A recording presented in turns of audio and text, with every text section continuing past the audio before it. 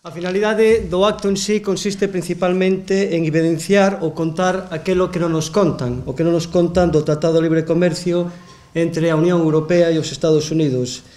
E querémolo facer, ademais, desde a visión crítica que supón contarmos cunha alternativa radicalmente diferente a esta da lógica xeopolítica da globalización do capitalismo. Isto que no pasado chamábase imperialismo e que non seguimos chamando imperialismo. Alternativa que non é outra que a aposta democrática do dereito a decidir das persoas e dos povos en que estas persoas se integran, o que sempre se chamou soberanía e o que non seguimos chamando soberanía. O tema é, en efecto, o Tratado de Libre Comercio, que se está a negociar as agachadas entre a Unión Europea e os Estados Unidos, que na terminoloxía tecnocrática propia dos gabinetes negociadores acaba de concluir a súa oitava rolda de negociacións precisamente hai uns 10 días en Bruxelas. Convén deixar claro que non é un acordo entre dous socios comerciais competidores, non son competidores, é un asalto das empresas transnacionais para abriren e regularen os mercados, principalmente europeo. Alén de evidenciarse unha vez máis a sumisión da Unión Europea aos Estados Unidos, algúns xa falan da Unión Europea como un Estado americano máis, por non decir un rancho máis, o certo é que as empresas transnacionais son as grandes protagonistas.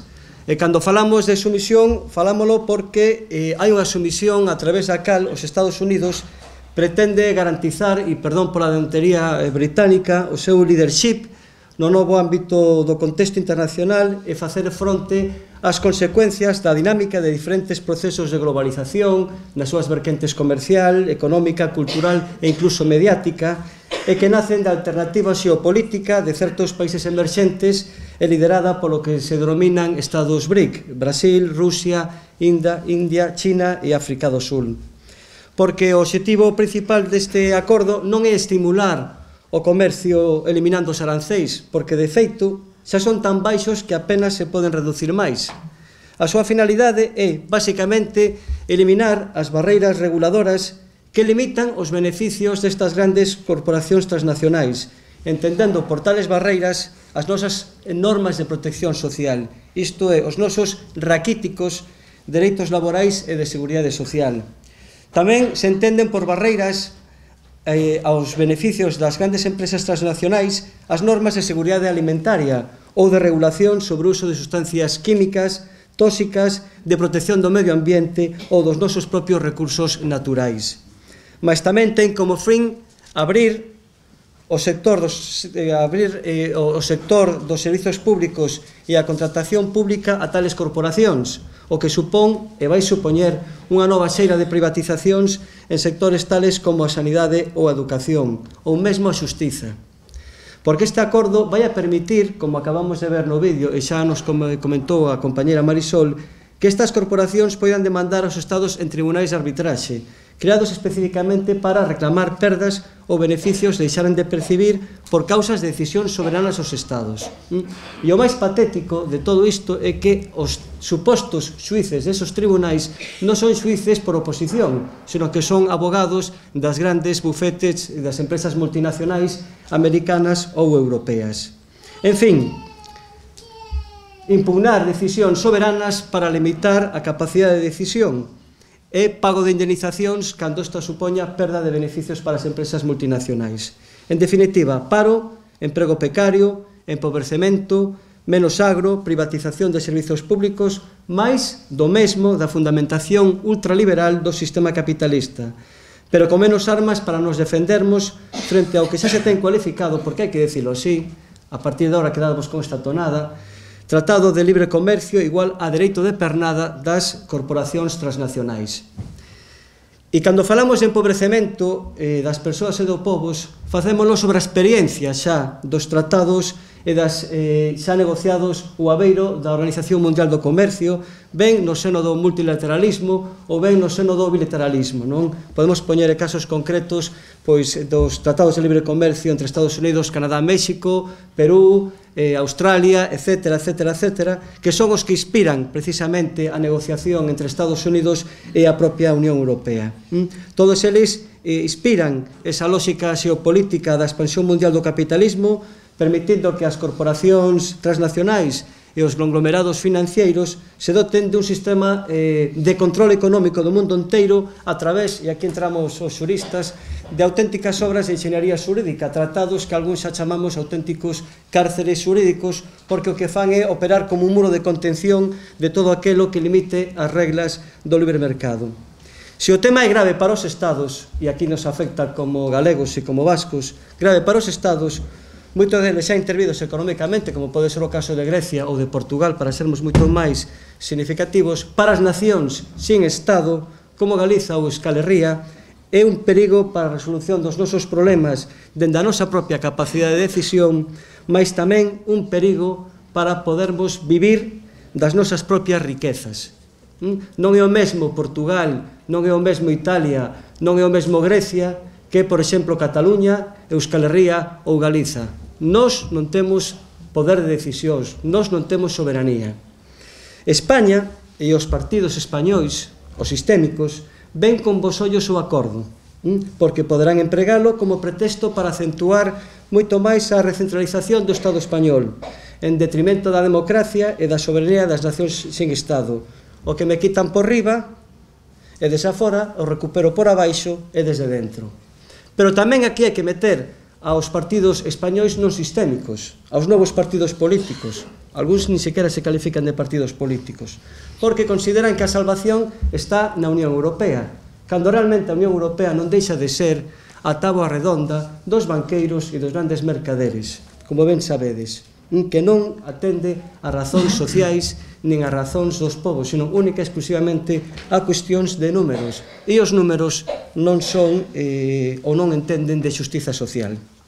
E compre sermos claros neste momento. A linguaxe cada vez está máis imbricada de ambigüedades. Polo tanto, hai que falar que neste momento o conflito capital-traballo que está no máximo apoxeo pode vencerse se temos soberanía. Isto é, se queremos facer políticas esquerdas, temos que ser soberanos. Isto é sumamente importante, porque, e no caso concreto de Galiza, cando falamos e decimos que somos nacionalistas, é porque precisamente somos esquerdas. E se somos esquerdas é precisamente porque somos nacionalistas. E aquelas persoas que non sexan nacionalistas, pero si se consideren de esquerdas, deberían reparar precisamente en que para que haxa políticas de protección dos nosos servizos públicos, sanidade, educación, seguridade social, temos que ter soberanía. Eu sempre poño, especialmente estes últimos días, o caso concreto de que se implica a soberanía para a comarca da Coruña. Algúns pensan que isto é un xo retórico de palabras ou mesmo incluso que é un discurso de erudición para unha minoría. Pero se falamos de soberanía para a Coruña, para a comarca, podemos entender como sinónimo de benestar, de poder comermos e poder vivirmos sin ningún tipo de problema. Se fóramos soberanos, Coruña tería un aeroporto xestionado en clave galega. Se fóramos soberanos, o porto exterior, o porto pesqueiro da Coruña, non o porto exterior, perdón, podería ser e vivir da pesca, porque Galiza e o porto da Coruña sería zona altamente dependente da pesca. Poderíamos ter un transporte en clave social, poderíamos ter un tren de cercanías, ou mesmo poderíamos ter regenerada a Ría do Burgo, que crearía moitísimos postos de traballo. Eu creo que con estes exemplos é a prova máis evidente de que se fóramos soberanos teríamos políticas de benestar social e seríamos de esquerda sin ningún tipo de problema. Ben, dito isto, o tema, como podedes comprobar, nos afecta como galegas e como galegos, como vascos e como vascas.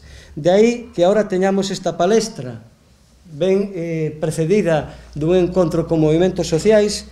É unha palestra que vai ser impartida por dúas persoas que vou presentar de seguido e que hoxe portan a voz desa alternativa democrática que nace das soberanías dos povos.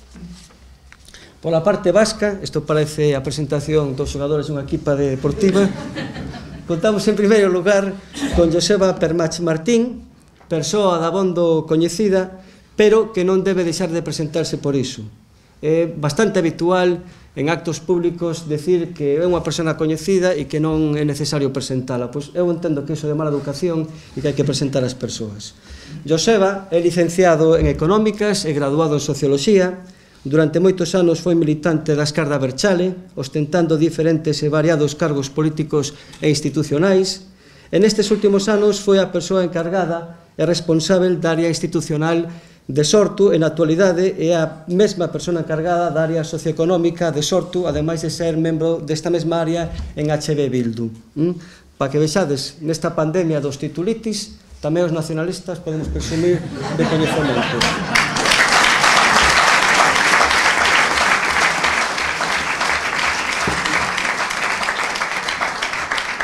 Benvido a Coruña e gracias por vires e perdona. Ongi e torri Coruñará, eta eskerrikasco, e non che pido perdón en euskera porque senón me tomo esa pata.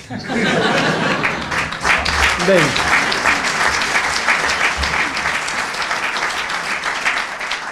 Pola nosa parte, a parte galega, contamos con Xavier Vence, persoa que tamén coñecemos moi ben e que tampouco imos deixar de presentar por iso.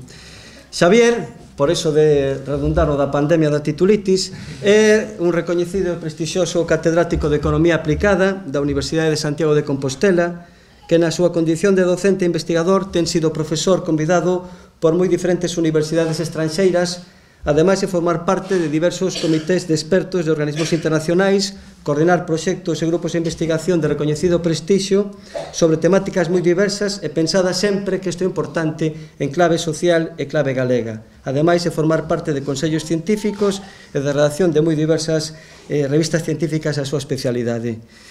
E como ben sabedes, ademais dos seus quefaceres universitarios, é unha persona, como moitas das que estamos por aquí presentes, aquí entre vós, eu me excluo, cunha dilatada traxectoria de traballo no campo nacionalista, non?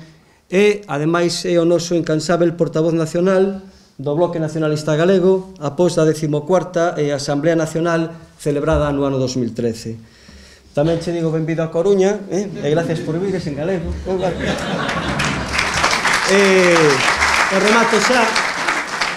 Remato xa, deixándovos con eles e agradecendo de novo a vosa presencia e a participación neste acto. E unha reflexión tamén bastante importante. Para existirmos, previamente temos que sermos. Para estar, temos que ser.